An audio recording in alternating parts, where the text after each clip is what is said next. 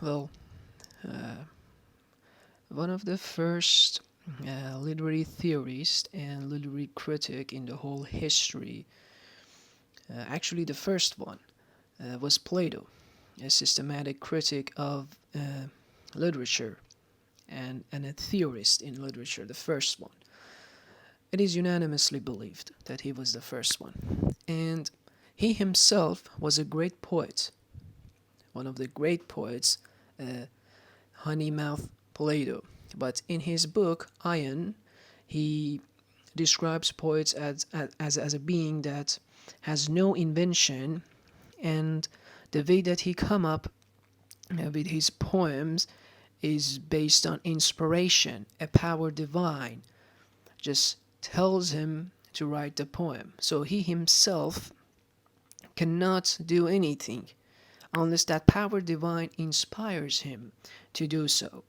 So, based on this, Plato says that when the poet wants to write a poem, he should be out of his senses. And when he's out of his senses, the mind has no control in him anymore. So he's not a logical being anymore. And then, only then, he can utter his oracles. But he doesn't stop here. So Plato says that poets talk about a lot of things, but they do not actually know those things. For example, he says that Homer does not know as much as a charioteer knows about chariot racing.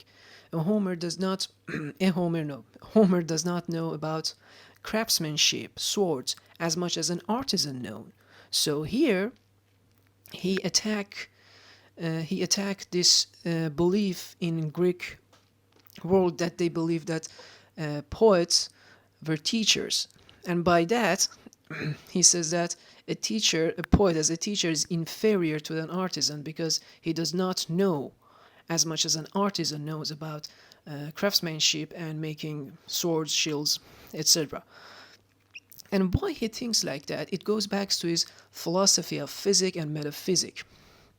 Plato comes up with an example. He says that imagine uh, a bed or anything else. In Plato's point of view, the reality exists in a world of ideas or forms. In this world, everything is absolute and perfect. The absolute idea of a bed or the absolute idea of a chair. Um, when a carpenter constructs a chair or a bed, he does this based on that idea. And when the bed is made, the bed is not the same as it was in its ideal form. So we have one level deterioration here.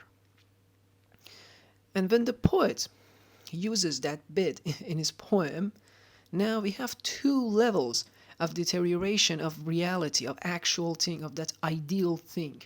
So now this bed is nothing close to that ideal, perfect bed which lives in the world of ideas, of absolutes.